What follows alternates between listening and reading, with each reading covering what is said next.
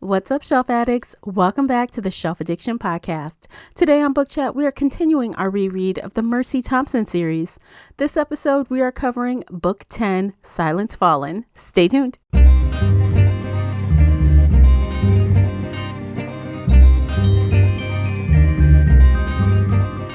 Hey everyone, I am your host, Tamara, and welcome back to the podcast. If you're new here, we're going to feed your shelf addiction with fun book conversations, bookish topics, and more. It's like listening in on your favorite book club. Participate in this discussion by joining the Facebook group Shelf Addiction Official or over on the Book Clubs app. I hope to hear your thoughts on today's show. You can also find me and Casey on Twitter and Instagram. The links for everything I've mentioned are below in the show notes. If you enjoyed today's episode, please support the podcast by sharing it with some book nerd friends or on your favorite social media space. And don't forget to hit that like button and subscribe before you leave.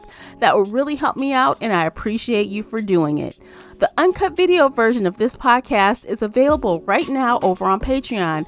Join us there for exclusive videos, including after shows and more. So if you're interested in that at all, you'll need to come over onto Patreon and sign up. As always with Book Chats, we talk spoilers here, so you've been warned. Without further ado, let's begin. Joining me is feature co-host Casey from Heartful of Ink. Welcome back, Casey. Hello, hello. I'm so excited to be here. Yes, I'm happy you're here again, as always.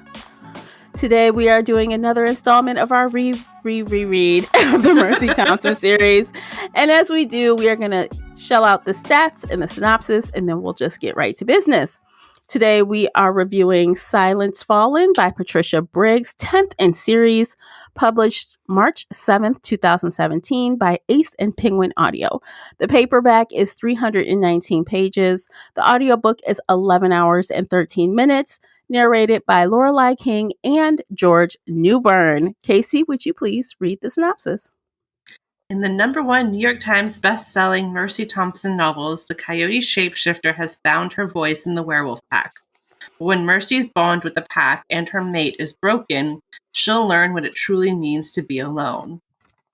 Attacked and abducted in her home territory, Mercy finds herself in the clutches of the most powerful vampire in the world, taken as a weapon to use against the alpha werewolf Adam and the ruler of the Tri-City vampires. In coyote form, Mercy escapes only to find herself without money, without clothing, and alone in a foreign country. Unable to contact Adam through their mate bond, Mercy has allies to find and enemies to fight, and she needs to figure out which is which. Ancient powers stir, and Mercy must be her agile best to avoid causing a war between vampires and werewolves, and between werewolves and werewolves, and at the heart of the city of Prague, where old ghosts rise. That was a tongue twister. Yeah, that was good. Yeah, it was. So, okay, I like this one. I enjoyed this installment. I got some things that I remembered, and I'm like, oh yeah, these are some of the reasons why I enjoyed this book so much. How about you? When you finished, what'd you think? I love this book. I love this series. It's so fun. Patricia Briggs is one of the best writers I have ever read, and I am currently teaching my clients how to write based off how Patricia Briggs does it. And this book, so I keep telling my clients, Patricia Briggs writes like the Fae. She tells you everything you need to know, but in such a way that you assume it means one thing when she really means something else. And she does that so beautifully in this book that I'm just in awe of her. And I want to tell everybody, read this book. If you want to learn how to write, read this book and study it. Yes. Study it, study it, study it. But also read it to love it, because it's such a good book.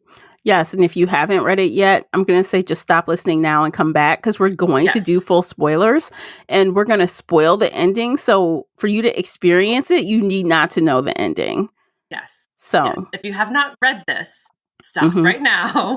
Go read the book. If you need to read Mercy 1 through 9, go read all the others and then come back.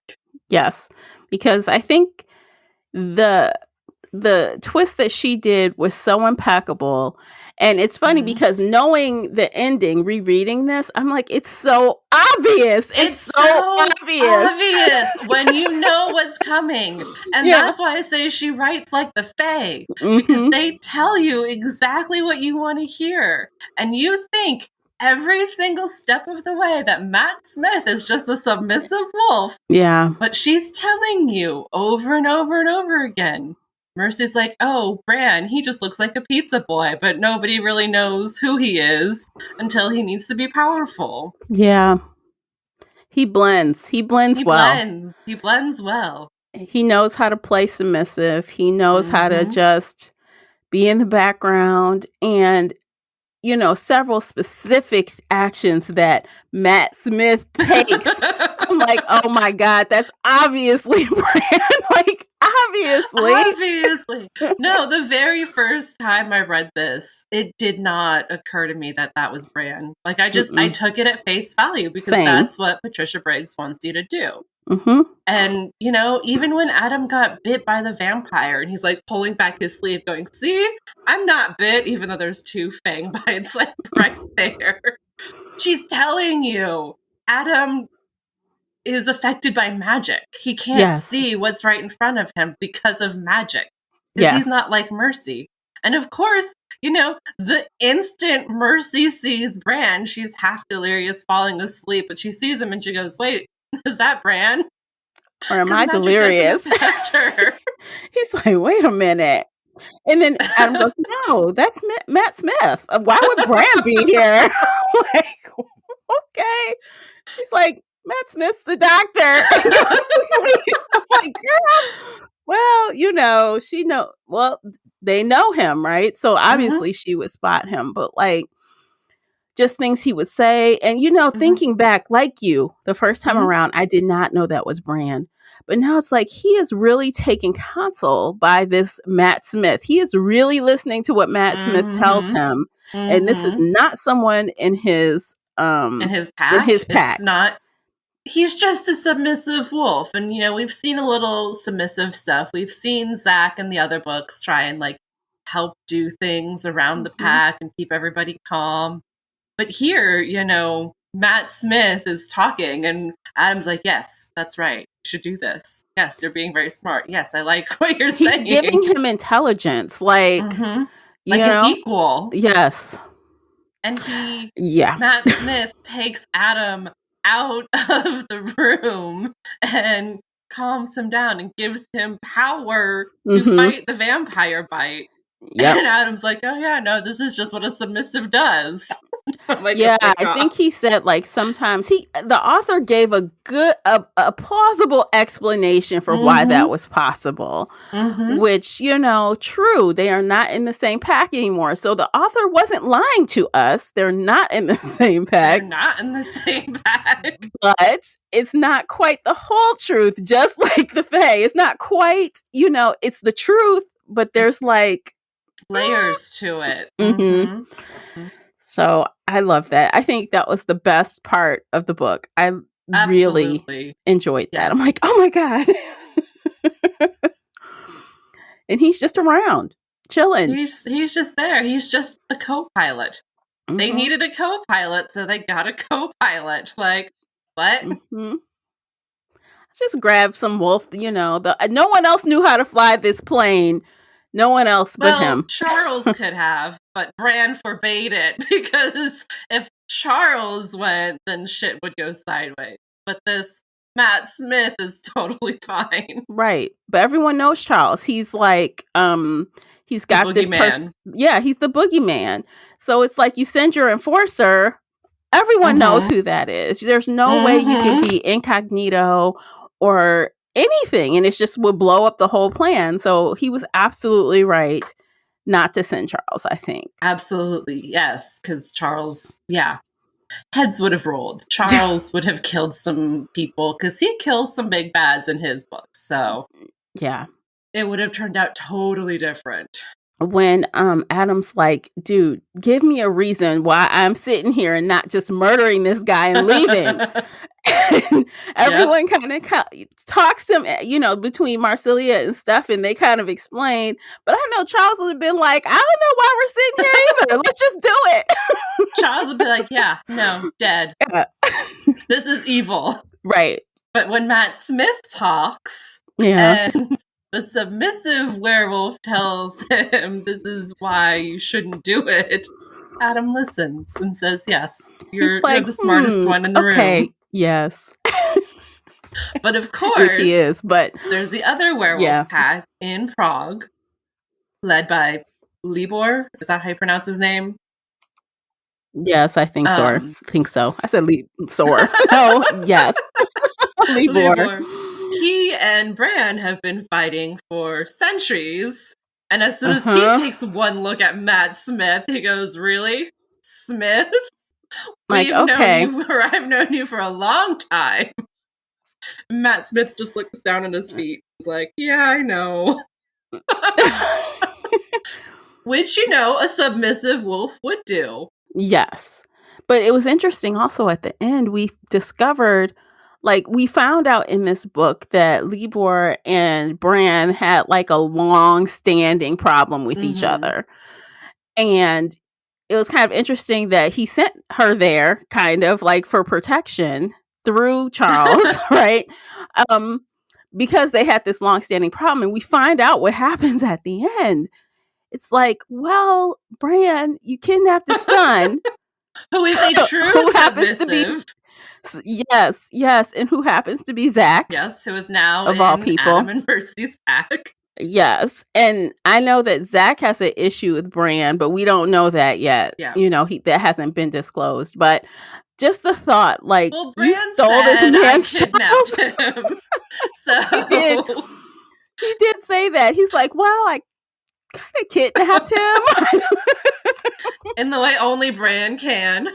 Yeah, it's I did him a favor by kidnapping him because he was submissive. It wouldn't have been a good spot. And it wasn't good for him, so I brought him to America, where he just traveled as a lone wolf forever until he found you guys, and now he's tentatively staying, but keeps thinking about leaving.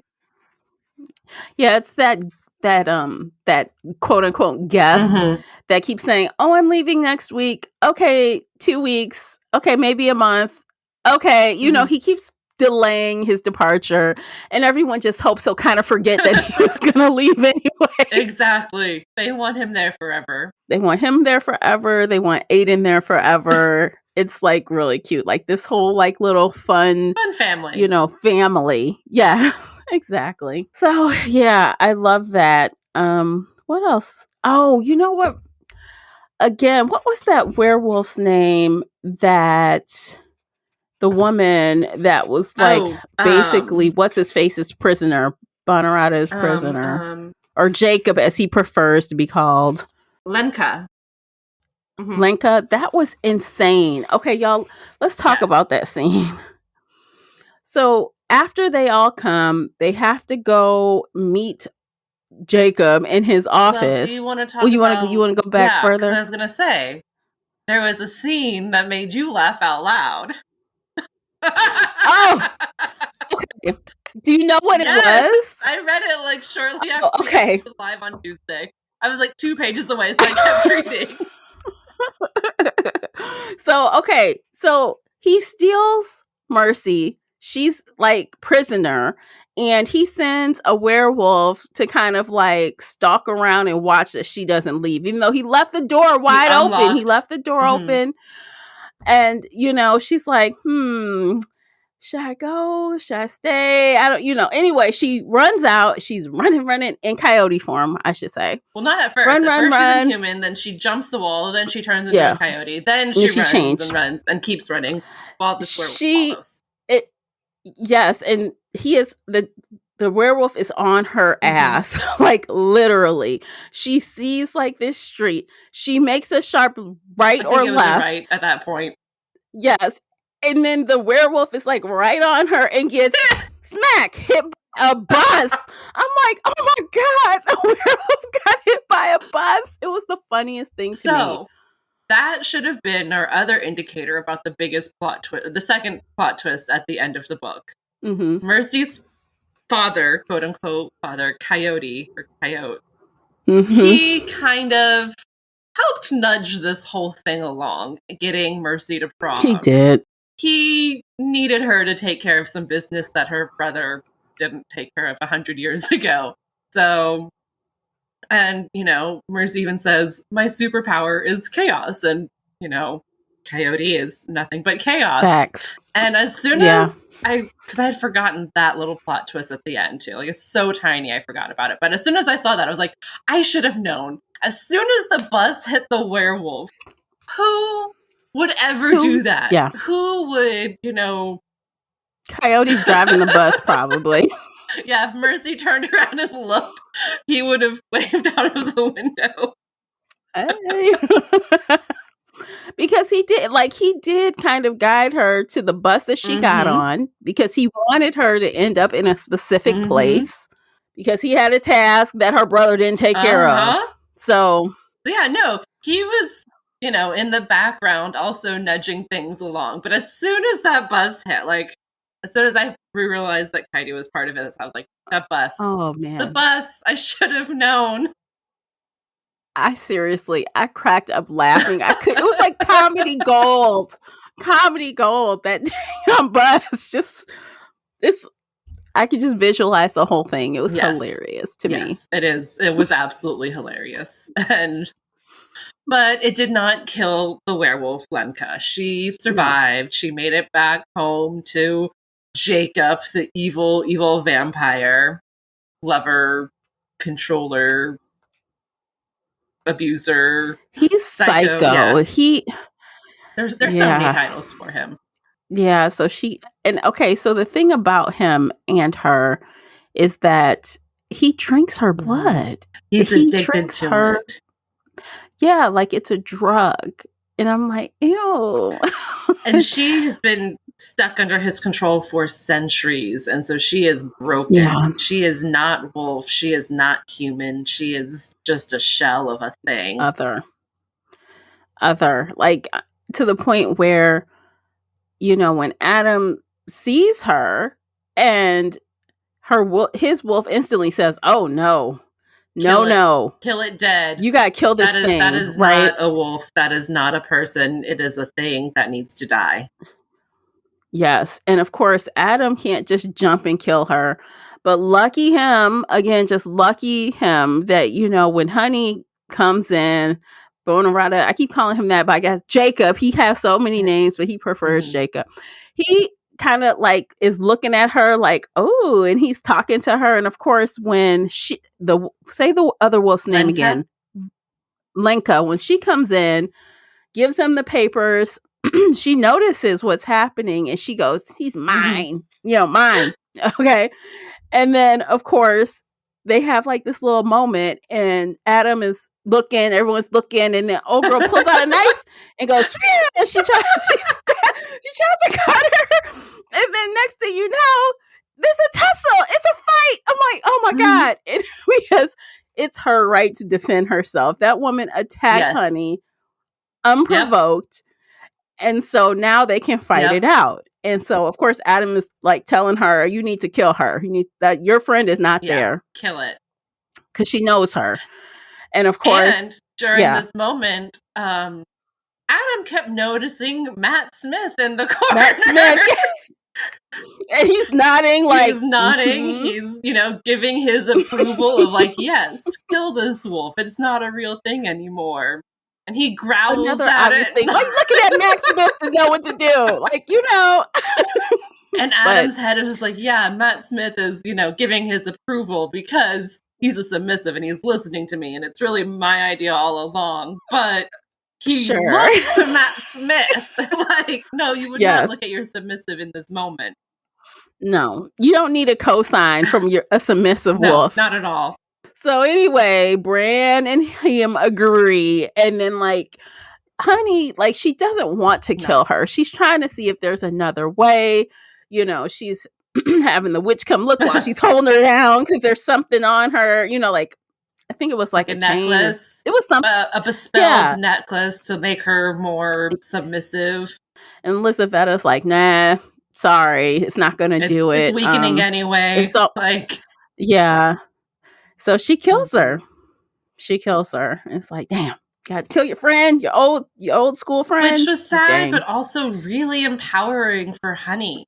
And again, like looking at the arc of Honey's character specifically over the last 10 books, she has grown so much. She used to be the Mm-hmm. prissy woman who didn't want to get any iota of any sort of gunk on her whatsoever. But here she is wiping this bloody knife off on her pants. And I'm just I like, damn, know. honey. I know. It's like, I think when her husband died, a lot of things about her Yes. changed.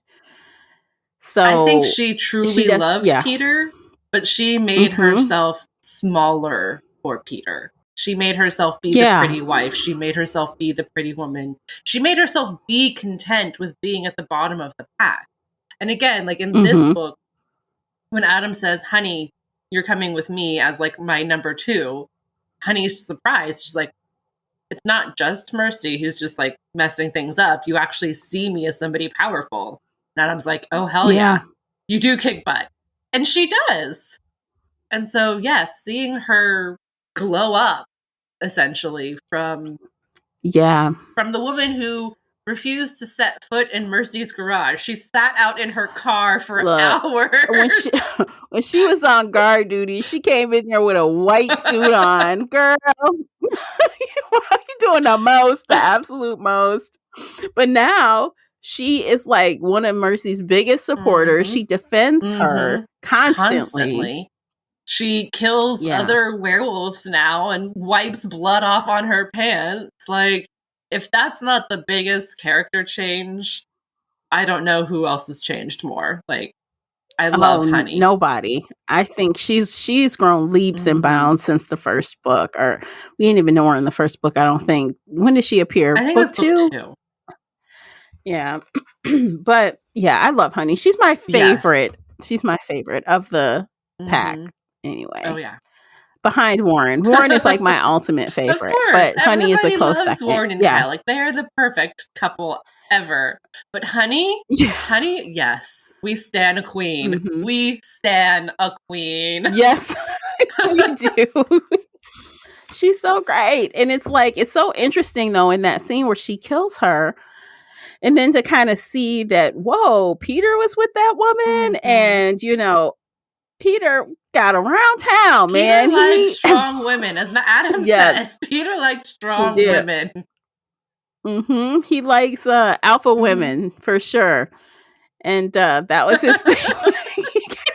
Like, oh man, he got a type. Peter got a type. Okay. But, too bad he's not around anymore. But that's okay. But without that catalyst, Honey wouldn't be who she is now. So we love Peter. We miss him. Mm-hmm.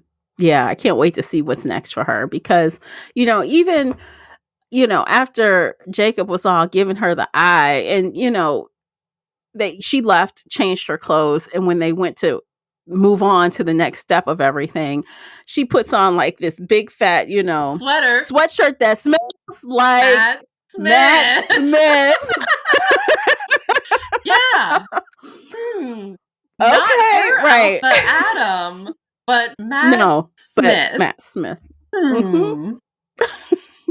But yeah, think about that for a minute. There were so many clues. Patricia Briggs was telling us the entire freaking time that it was Bran, but it's the cloak and dagger. It's the hidden messages. It's writing like the Fae. And again, this is why I teach my authors, like, study Patricia Briggs. Write this way because you want to tell your readers what is happening, but you don't want to say it out loud. You want to say it in a way where when they hit the end of the book, they're like, oh shit, what? Mm-hmm. Mm-hmm. Delirious Mercy thinks Bran is here? What do you mean? What do you mean? Right. What? Huh? I missed that. How? Why? How did I miss that? Oh, I didn't. I was just, taking everything at surface level or assuming it this way. It's brilliant and I love it. Oh, absolutely. And then so like that last little bit with Honey, she is wearing this getup, and Adam's like, look, I wouldn't have let him get near you or take Or touch you. you. I wouldn't let that, or touch you. You could have a bikini on, and I wouldn't have let that happen. And she's like, it doesn't even matter because I would have killed him, but we can't kill him. So I'm just gonna stay hidden, So she is very strong woman. Very She's like, strong. look, I would have killed him myself, but I can't. So I'm just gonna stay hidden away, which is, I love that about her. No weakness. No weakness can be shown. None. Yeah. Again, we stand a queen. I feel like that should be the subtitle of this book. Silence Fallen. We stand a queen. Yes. Because Mercy also, kicks ass in this book too. She does. One of the things that I did appreciate about how Briggs decided to handle Mercy's kidnapping is like she got a little busted up, in the actual kidnapping event. And then she got further busted up once Jacob's people had her. But the things that happened to her were like off the page, really. And when she was also in wolf form with Mary's people, they were trying to, but we didn't see it. I'm like, thank you for giving us that short respite because I feel like we've dealt with a lot with Mercy and we know, she was injured. Yes. We know bad guys are going to like rough somebody up. We didn't need to see a play-by-play. And it was very tactful how she did that, right? So we know because she talks about like her bruise on her face, and later Adam's like, "Hey, who hit you? What's going on there?" Well, we did see that hit. That one, was right after she woke up, before she realized like she was out of America. Pretty vampire, and she was calling him thug vampire at the time, but it was Jacob. We're trying to like good cop, but to be fair. I think Briggs showed that one because it was explained to us. That was before they knew that she was physically weak. They were like, we thought you were the strongest. And she is, but in a different way. They were expecting this physical powerhouse. So they thought they could just treat her, like they would another vampire, right? And that's not what it was. Yeah. So, I feel like that kind of gets a pass because they kind of explained it. Yeah. We get that one hit, but all the other hits, like you said, I appreciate the fact that we came over them. We kind of don't need to know everything. We know Mercy. We know she's tough as balls. But also, we get so much from Adam's point of view, and I love that. I love it. Love it. Yeah, I think that's like another one of my favorite top things about this book is because hearing from Adam is very important. Like it really adds another dimension to the story, and it like cosigns that he feels about her the way we think he feels about her.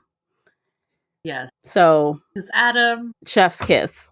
It is Adam's privilege, as he keeps saying, to love Mercy, and he wants to protect her, and he wants to, wrap her up in bubble wrap and put her in a tower and never let her out. But he knows that would kill her. And so even though he has to fight that instinct, it's fighting both the wolf and the man who want to wrap her up. Yes. Because I'm telling you, he, like, even at the end where they find Mercy and, they're waiting to get her out of the little thing or whatever. Like in that point, there was like this little thing he said to her, like when she pulled on the power to tell the golem to like disperse, basically, told all the ghosts to go away and destroyed him. She pulled on the pack power a little bit and she needed it one more time. And the second time he pushed all her power, his power to her. And then later she finds out that knocked him out for an hour. She was like, how dare you? You could have died. He's like, you could have died. What would I have done? So like it really just, even when they weren't together, you could tell like in the moments where he is expressing, oh, I just needed to pull on the pack, pull the chain to make sure she's still there. I just need to, all those little moments throughout the book. And then his little speeches at the end, it like really. When he's like, my love, I would give you everything. My love, like I would burn the world for you. I would burn the world. And even harder, I was diplomatic. It was even harder. Poor Adam. Because I'm sure it's easier to just burn the world than to, I'm like, oh, it's so sweet. He wanted to go in there fangs first, claws first, to rip out all the vampires, but Matt Smith convinced him not to do that. So he didn't. Like, this is the better route. Yeah. Oh my gosh. Why don't real men be like, why don't they show up like Adam does? Like, not that I wish if there was one out there, if you are a man out there who is like Adam, please just come tell us that you exist. We just want to know that you exist. I want to know who exists like that. Did Briggs completely make him up, or is he influenced, this character by someone else that she knows, or maybe a couple of people that she knows? Like, how do you make this character? And he's not perfect, right? He's got his flaws. He absolutely has his flaws, which makes him so human and so much more lovable. Because when you're this perfect being, you're like a stone statue, and it's immovable and unlovable. But Adam, he is so flawed, but he is so perfect in his imperfections. Yes. He is the true romance hero of all time.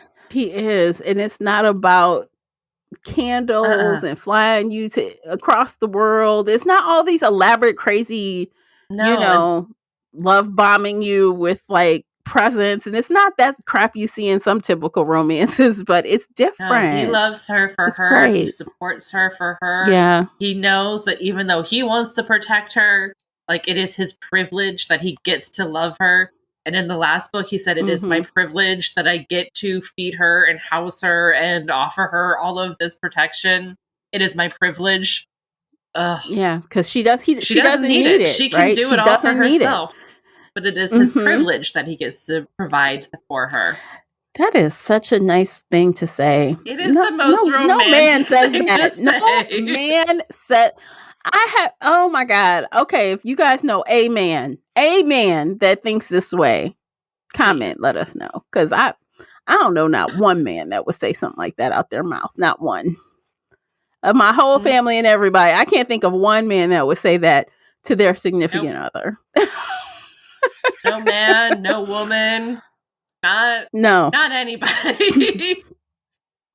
So, that's why it's so great, because it's not real. It's fantasy. On that note, let's take a break as I pick my jaw up off the ground from disappointment of this. Let's hold our battered heart. Let's just have a moment. Let's get our lives together while these commercials play. Okay, by listening to the commercials, you guys are supporting the podcast, so we do appreciate you for doing that. And don't forget to check out the book review journal available on Amazon, and we'll be right back. Today's episode is brought to you by the Shelf Addiction merch store. Check out all the bookish t-shirts, notebooks, mugs, and more. Don't miss out on these original designs, perfect for any book nerd. Support the podcast and visit shelfaddiction.com/merch and pick up your next favorite bookish item. All right, let's continue our talk. I feel happier now. It's hard living in reality, but thankfully we can read and reread and reread the series until the day we die. I know. What I should do is go back and highlight all these cool passages in here from Adam. That's what I should have done. Are you still doing your tabs? I forgot to ask you for like the last few books. I've done a little bit, but my tabbing has become less because I feel like it was too much to remember what was where. So I feel like only things that are like super, super important to me, I'm starting to tab now. So I think my tabbing has de-escalate. Evolved. Okay. Yeah, it's de-escalated and evolved, but I'm definitely still doing it. So if I want to like flip back to something real quick, that I think when I look at the page, I'll know what I was looking at, right? I might have to go in and tab some of Adam's things, like not to harp on Adam, but some of his passages just goddamn. Yeah. Anyway. Like, Mercy, if you don't want him, I'll take him. She would fight you for him. She would fight me and win. So I don't win. I would lose that fight, I'm sure. I mean, we would all lose that fight because Adam would only want Mercy. And if you even harm a hair on her head. Well, Mary Jo feels that. So Mary Jo lost. Mary Jo, girl, you lost. It's over. It ain't happening. Yeah. All right. So what else should we cover in this book? There's so much going on. There's so many little details. I mean, we're in Europe for the first time. Mercy is in Europe for the first time. We are seeing, because again, Mercy's just been in her little tri-state area. Now that she has protected it, she's seeing that there's this whole huge world of vampires and fae and more vampires and werewolves out and about. And it's just mind-boggling almost how much has happened in Mercy's tiny corner of the world as compared to the rest of the world, but also shit's going down in the rest of the world. And Matt Smith seems to know some about everything, but doesn't. Of course he does. He does. I'm sure he gets newsletters and emails. Yeah, he gets intel on a daily basis that comes in a box or something. Like he's the king of England. Worse, he's the king of werewolves. I know. But yeah, no, it's just really interesting to see how massive this world is. And still, Mercy kept talking about how she is so powerful because she knows so many people. And there were so many people who would have gone to go save her. But they're like, those European fae. Z was like, I want to go save her, but those European fae will make a nuisance. And I don't have time to go kill all of them. Yeah, and how Tad would be a distraction, and Aiden, he can't come because, they were still after him, and Hoel can't come because he can't control the Tibusana without Aiden. So, it's all these different, so many moving pieces. Bench. All y'all take a seat. This is the team we need. And he just he did put together a really good team, a team of random. So we have a witch, Elizaveta, of course. There is the seethe queen of Marsilia, and then Stefan, and then we have the troll king or Goblin King. Goblin King. There it is. Larry, who does not like the Goblin King title. He's just call me Larry. Which was just hilarious because my grandpa's name was Lawrence and he went by Larry. And that was my gosh. King's name. It is. And he actually thinks that Lawrence, aka Larry, makes him seem weak and stuff. He's like, and that's my name. And then Austin Harris, who owns the Goblin, or who also flies, and then Matt Smith, who's just the co-pilot. Don't pay attention to the co-pilot. Just a co-pilot. Just a co-pilot. And actually, when they landed, and all of the all the vampires kind of showed up to escort them. They're all there, and then all of a sudden, someone is staring at Matt Smith, and he almost didn't get noticed. And then they were like, "Wait a minute, that's a werewolf." Wait a minute. Then they had to explain why he was there. Are you Charles? And relay it to Jacob. Are you Charles Cornwick? Right. We need to know. He was like, nope, this is just Matt Smith, submissive vampire werewolf who flies airplane. Yeah. Jacob was looking forward to a showdown with Charles. He wanted to see. Yeah. Which was another reason why he didn't come. Oh, yeah. No, it would start a huge fight. That was unnecessary, but would have been fun to see. I love Charles. He's so great. Best. I mean, we stand a king, but that's his own series. Yes, and now I feel like when we're done with these books, I might go read the others just for fun. I have been reading them. I am all caught up. The next Alpha and Omega book I'm going to read next week during Thanksgiving break, and because that's chronologically the next book in the series. I wish I had the time to do it your way, because I think I would have gotten more out of it reading them in chronological order, but I just didn't have the bandwidth to do it. That's totally fine. And it's just something you can do in a few years. But, like, Yeah. they mention Jean Chastiel, the beast, who everybody thinks Charles killed. He was an awful, awful werewolf. That was in the plot line of the second Alpha and Omega, called Hunting Grounds. So I know that whole backstory, and no, Charles did not kill the beast, although they tried to blame him for it. But it's a really good story. Really good story. Because I feel like those stories are a little bit more vague to me than the Mercy stories, because I know I've only read them once. I've not read them more than once. I think this is the second or third time I'm reading these books. But yeah, no, they're really good, and it's all interwoven. Details pop up here and there. You know, at the last book in Fire Touch, they mention, oh yeah, Charles just had to go kill some fae. Well, that was book 4, which I just finished, and I can't think of the name of Dead Heat. That was Dead Heat. And, you know,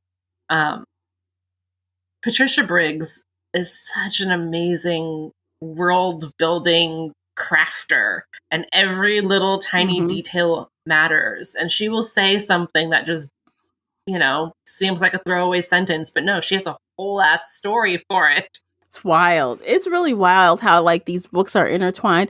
I wonder if she has, like, a secret. I should have asked her at her last signing. Like, do you have, like, a secret room with, like, like, the whole wall is full of, like, characters and connections? She should have to, because, oh my god, yes, it is insane. Yeah. Like, Ben. We saw Ben for a hot minute here when Mercy was emailing him on her stolen e-reader, which I thought was hilarious that everybody called it the stolen e-reader. But anyway, she was emailing Ben and talking about how, you know, he works for this IT company and they told him off. Well, Ben has a whole short story in Shifting Shadows, which is, you know, about his history, but also about him working in this IT company and his coworkers being like, you can't curse. So in here, you know, this little asterisk in the middle of his curse word. He loves to curse. I am so happy that Mercy has, like, changed her view of Ben a lot more since the beginning. Like, it's still not quite 100% friends, but she has absolutely, like, opened up to him, and she doesn't harp on him anymore. And now she's kind of cursing the same way as him. She's saying mother humping. Which is kind of adorable. I think it's all really cute. You know, Ben has been this kind of misunderstood character this whole time. And I think each book, Mercy learns a little bit more about him that gives her a little bit more perspective on him. And so she's slowly kind of letting go of some of the prejudices she had against him, like, you know, from rumors or which is good. Whatever. Like, he did not deserve that. He kind of did, but he didn't really. Like, read Ben's story. If you haven't already, just everybody in general, if you haven't already, go read Ben's story. He's another favorite in the pack. He's not quite Warren level, but or Honey level, but, like, he's a favorite. Yeah, definitely. You know, and that's like with all of these characters, none of their stories are black and white, right? Like, nothing is you're strictly good, you're strictly bad. You know, even Marsilia, like, in this book, we have known her to be, like, a awful person. But she comes to the table prepared to, like, help, actually be helpful. And even Jacob, you know, he's not 100% evil. He's pretty damn evil. Like, not gonna lie, he's pretty damn evil. He's very manipulative.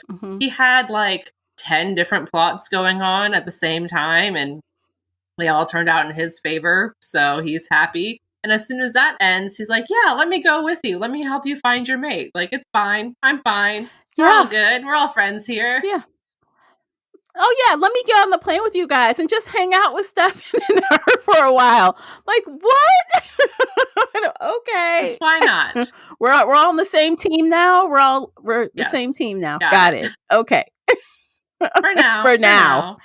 So there's, like, that going on. And then, of course, Elizaveta was very helpful, as she always is.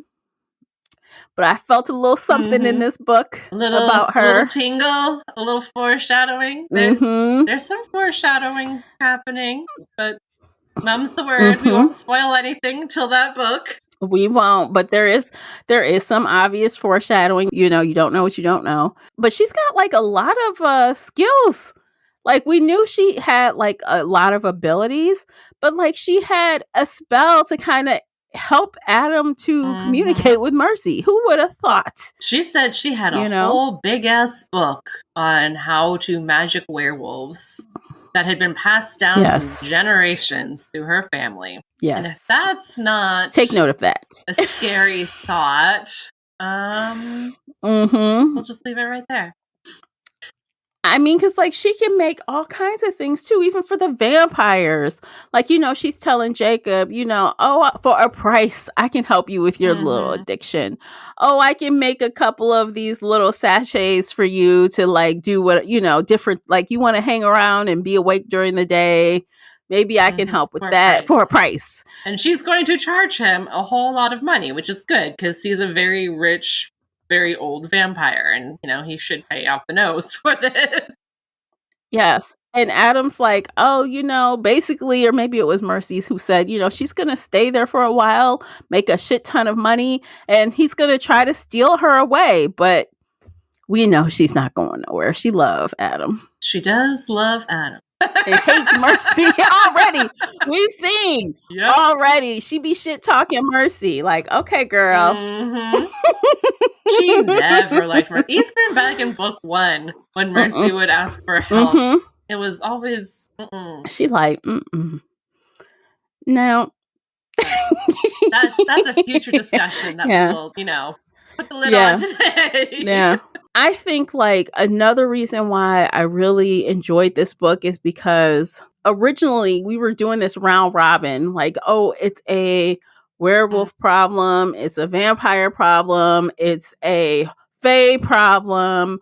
But now like we're so far into this world, it's all kind of problems. It's like a supernatural problem. Yes. And that is the after effect of the last book. And again, there's ripple effects for everything that reach out through several books. And I love Patricia Briggs for this. Again, I'm going to say that forever until the day I die. But, you know, this all started, quote unquote, because Mercy said, we are now the protectors of the Tri-City area. It's a neutral zone. You know, the Fae can come in, the werewolves can come in, we'll protect everybody. And Jacob, evil vampire that he is like, oh, well, I'm curious about this. So let me come stick my nose in here and, you know, kidnap you and do all this nasty, evil shit. And then, you know, in his attempt to be diplomatic, he's like, well, what if I want to do this? Or what if the Fae start fighting? Because, you know, how can you possibly fight the Grey Lords? And Adam's just like, because they want me to. They wanted this more than I did. Like they're kind of using me like a front, really. They really just... They really are. Yeah. The whole thing is everybody's using everybody, and it's just a nice facade for the humans to believe. Honestly, it's like as long as we have a mutual thing that we're getting out of this, we're going to be on the same team, right? We're going to work together. Yes. As long as we're both getting something out of it. You get a little something, I get a little something. And I guess Jacob didn't really understand. It's just not really the force of your strength pushing this along. It's not that at all. And he did not understand that. Because I don't think he would ever want to have like a neutral, safe space. He's too powerful. He's too power hungry. He just wants people. He wants to be feared, and he wants to feed off of that fear. And so he doesn't understand why people would want to feel safe or feel safe in a place. He just wants what he wants. And, you know, at first it was like kind of unclear, like, why was he doing this? We were trying to figure out why he was doing this, right? And at first it was like, well, he thought that Mercy belonged to Marsilia. So did he want this because he was trying to draw Marsilia? Did he want this because, you know, it was not clear what his actual motivation was. It took a bit to get to it. And even then, it's like, okay, so he wanted Adam to kill Lenka. He wanted Adam or a werewolf To to kill kill Gucci. his Guccio. Yeah. Guccio. He wanted to find out more about this. He has been talking to Wolf and learning about Mercy. And I feel like, if Mercy proved to be a super powerful being, he absolutely would have killed her. He had the plans to kill her. But Mercy is Mercy, and she ran away before he could. Yes. She literally ran away, Yes, but he had a really in-depth plan. He really was trying to do 2-3 things at once with one stone, right? Yep. And he did get a lot of what he wanted done. He got it done just by placing a subtle bite somewhere. And old boy walking around in the daylight. Oh yeah, no, he was a master planner, and since he has been around since the Middle Ages, the Renaissance, he's very smart. Yeah. Although Marsilia said, "You're kind of dumb now. Like you used to be smarter," and I'm kind of terrified of a much smarter Jacob because and he didn't get Marsilia because I think for a minute he tried it. He tried kept begging her to come back, and she said no, not for all the gold in the world, not if the oceans were jewels or whatever. However, she phrased it, she's like, nope. And then after they had that conversation, and she's like, "Look, if you really meant it, we wouldn't have had an audience for this conversation." Exactly. Like, no, it would have been private, or we could have kissed and then had makeup sex. She like, no. And I mean, he wrecked Wolf. She's like, he is damaged now. I can't even. Oh, yeah. Wolf was never this crazy. Yeah. Wolf was a sane, happy young man long before, Jacob ever came around. Wolf turned Jacob, and then Jacob made him crazy. Yes. Isn't that wild? That's so sad. Yeah. So she had her reasons, and I'm glad she didn't flip or anything because, she's strong in her own right. She is getting better at thinking several steps ahead, I think. I think so. I think she's finally waking up and finally coming back to the blade and the name that she had long before. Yeah. This is probably, at the end of this, okay, so we're going to read through book 13 this year. Yes. We'll be done this year. I would love to rank them in our final discussion. It's going to be hard. That's going to be so hard. But I feel like it would be a fun activity to do. And you have to think about it beforehand because you got to know how you're going to rank it. I'm going to have to hold all of my books together and move them around and then curse your name and be like, God damn it. Why? Yes. That's me being Jacob there. There you go. I mean, because I know, I have several books that are at the top. This is one of my top ones. I can think of about 4 books that are really at the top of my list. All of them are at the top of my list. God damn it. I'm trying to think. You'll know once you look at the covers and the back of. You don't even have to read it. You can probably just read the synopsis and know this is it. But okay, so River Marked. It wasn't the best book, but I really enjoyed it and I liked it and it has its space. And it's not top, but it's good. And I don't want to look. Everything cannot be the winner. That's just life. I know, but life. This is Mercy and Adam. Honestly, River Mark will be even though there was a lot of good stuff that came out of that, we learned a lot in River Mark. That will be toward the bottom of mine. Yeah. So, that's what I'm saying. All of these books have their place. They're all good for a reason. True. But if we have to go by what's your favorite story within the story, what's your favorite, This would be so much easier with the Alpha and Omega series because I'm already ranking that one.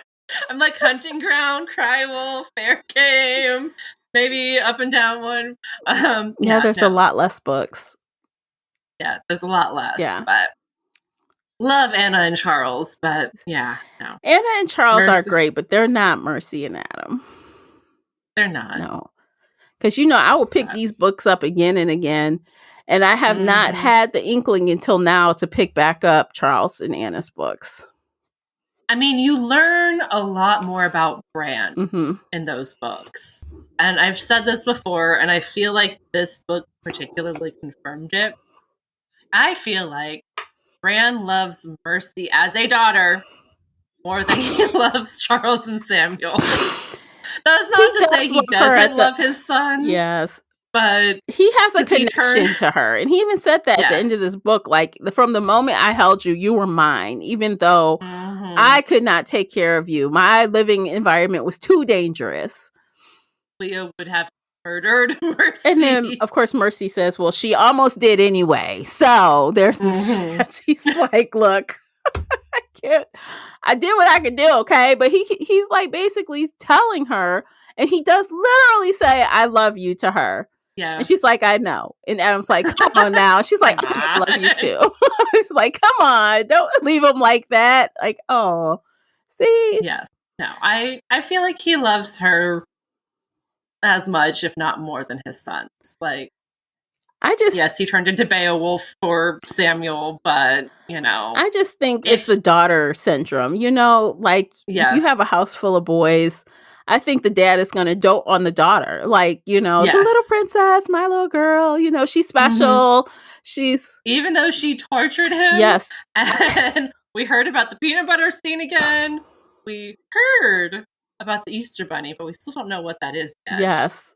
And several of her other antics against him. I secretly think he likes that she can get one over on him. Oh, yeah. Because not many people nobody can. Else will do it. Yeah. Nobody else will do it. Not Charles, not Samuel. They'll sit around and talk with Dad, and they'll sing with Dad, and they'll have fun with Dad. Anna can. Mm-hmm. Anna looks him in the eye and says no a lot, which I love. But that's direct. Mercy's like, I'll pay you back. Yes. Yeah. And she just does it. And I mean, her shenanigans have crossed the world back and forth, and everyone knows what she did. Everybody knows. Everybody. She's legend, right? She is a legend. Like, she did this to the Maroc, and she lives. His precious daughter. He loves her, and he will, you know, and she said this, well, you know, he abandoned me a couple of times, but he came. He came. Yeah. He broke all of his rules. He hid. He met his enemies, more or less. And he did it for Mercy. Yeah. Wow.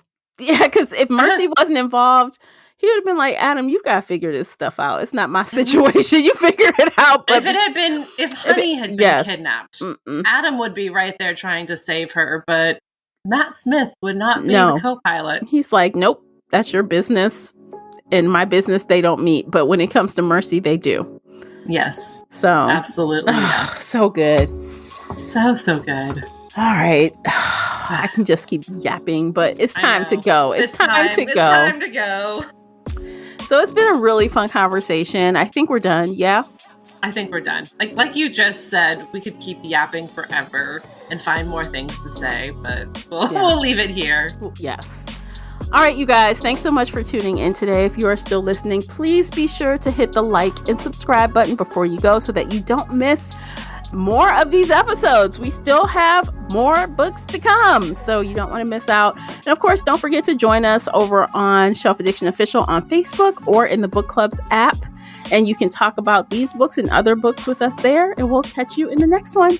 Take care of yourselves. Yay. Bye, Happy guys. reading, everybody. Bye.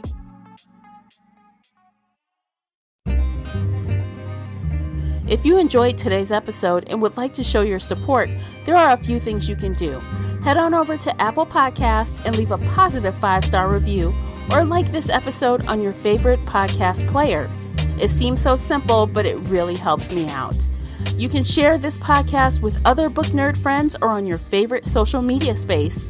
You can also join the Shelf Addiction Patreon family. For as little as $2 a month, you will help us produce even more awesome content for your ears. You can also consider joining the Shelf Addiction Official Facebook group, where we talk all things bookish and more in a safe space. The Shelf Addiction Podcast is a part of the Nerdy Maven Network. You can also reach us via email at info@shelfaddiction.com. Thank you for listening.